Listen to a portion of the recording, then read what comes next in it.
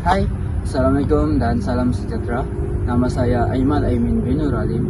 Saya ingin bercerita tentang satu isu yang kita sering terlepas pandang ataupun mungkin segelintir daripada kita tidak tahu tentang ini, yaitu isu pengabaian dan penderaan terhadap warga emas. Sebut pasal warga emas, kita mesti akan terfikir tentang ibu bapa kita, atau nenek kita, ataupun orang tua yang telah banyak berjasa dalam kehidupan kita ini.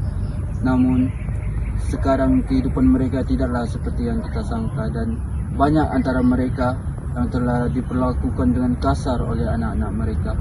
Dan berdasarkan kajian dan daripada Jabatan Kebajikan Masyarakat Malaysia tahun 2023 telah mencatatkan tren kenaikan disebabkan kes penderaan terhadap warga emas. Warga emas tidaklah minta banyak. Mereka hanya ingin dijaga dan dihargai oleh anak-anak mereka. Tetapi kenapa ini boleh berlaku dalam kalangan kita? Kerana sifat pentingkan diri sendiri. Anak-anak mereka lebih fikir pasal diri mereka, fikir pasal keluarga baru mereka dan mengabaikan keluarga lama mereka ataupun orang tua mereka.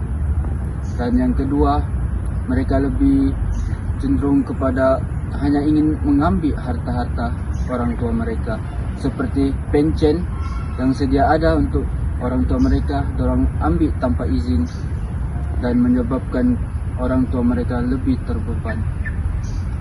Jadi saya ingin mengajak kalian semua untuk mendengar dan mengambil iktibar daripada kisah ini, kerana warga emas untuk dijaga dan disayangi, kerana mereka lah yang mendidik kita, mereka lah yang menjaga kita daripada kita kecil. Tetapi kenapa kita tidak boleh menjaga mereka? Okay. Sekian, terima kasih. Okay. Assalamualaikum dan salam sejahtera Puan. Sebelum saya meninggalkan sisi pembahasan kita, apabila saya bertanya kabar Puan, sehat? Waalaikumsalam warahmatullahi wabarakatuh. Alhamdulillah saya sehat. Ini saya ingin memperkenalkan diri terlebih dahulu. Nama saya Siti Saidah binti Jaafar dan saya merupakan pelajar program kerja sosial di Universiti Malaysia Sabah. Jadi tujuan saya untuk membuat Puan hari ini adalah untuk memahami sedikit sebanyak cabaran yang Puan pernah lalui, terutamanya dari segi kesihatan.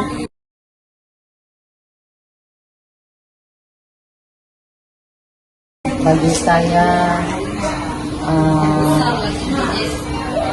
melibatkan emosi, mungkin hampir hilang kepercayaan diri, harapan, yang ingin senantiasa sehat seperti sedia kala. Tapi saya bersyukur karena penyakit yang saya hadapi dapat diobati dengan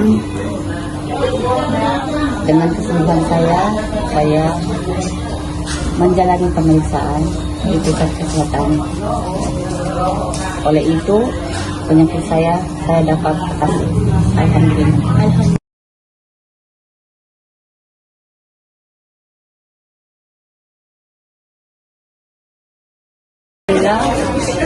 Berbagai-bagai bantuan yang mereka berikan dan adakan kepada pesakit seperti kami, terutama sekali dari segi bantuan dari segi keuangan, kami sakit kanker dapat.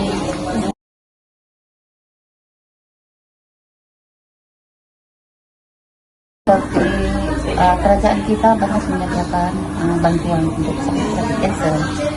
Alhamdulillah, seperti bayaran untuk kemo, bayar untuk tambang, dan terkini masalah one off.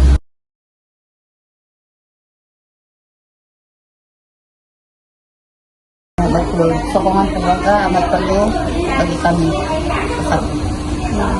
Keluarga banyak memberi dorongan, sokongan,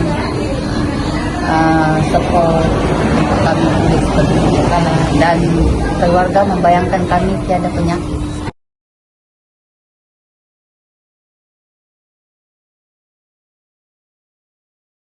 Tidak konsisten senaman, Cuma saya selalu berjalan-jalan, hari-hari saya berjalan-jalan. Waktu pagi saya pergi jalan-jalan kaki, tidak semestinya pergi lari-lari. Saya kategorikan jalan kaki itu ialah sebagai jogging bersama suami saya sendiri. Semoga apa yang kau ceritakan ini dapat memberikan inspirasi kepada sesiapa yang menghadapi masalah tersebut, terutamanya bagi warga emas, karena mereka lah insan yang bernilai kepada keluarga kami. Alhamdulillah, terima kasih kembali. Selamat pagi Pak Ci. Selamat pagi. Pak Ci, berita baik? Baik, Sehat? kurang sehat. Oke. Hari ini saya akan menemu bual Pak Ci, menanyakan tentang apa itu cabaran Pak Ci semasa menjadi warga emas ini. Semenjak saya sudah menjadi warga emas ini, saya kurang membuat kerja yang berat karena saya mempunyai penyakit tinggi darah dan kolesterol dan sakit lutut. Bagaimana hubungan sosial Pak Ci setelah menjadi warga emas ini? Semenjak saya menjadi warga emas ini, karena saya kurang sehat, saya lebih mendiamkan diri. Semasa Pak Ci menjadi warga emas ini, adakah sesiapa yang membantu Pak Ci? Syukur buat setakat ini ada juga anak saya, segelintir anak saya membantu saya, terutama tentang keuangan. Oh, syukur juga. Adakah bantuan kerajaan atau NGO pernah memberi bantuan kepada Pak Ci? Dulu kadang-kadang ada, kadang-kadang tidak ada dalam segi bantuan keuangan. Terima kasih Pak Ci karena sudi berkongsi tentang bagaimana cabaran menjadi warga emas. Sama-sama.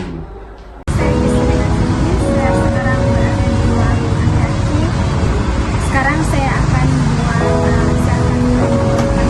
tentang pengalaman Pak Ci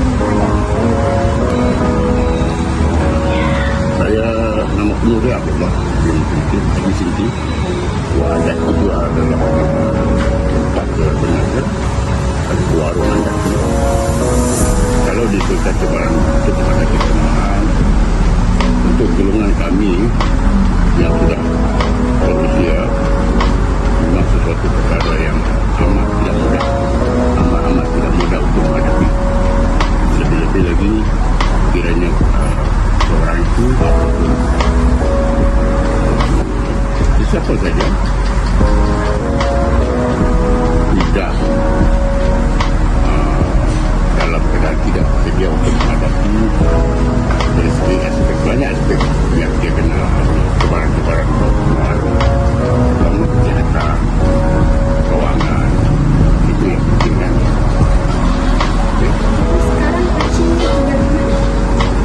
Sekarang pasti tinggal di sekalian rumah murah. Pasti tinggal dengan istri, anak-anak dengan kakek masing-masing dan berada di luar kota.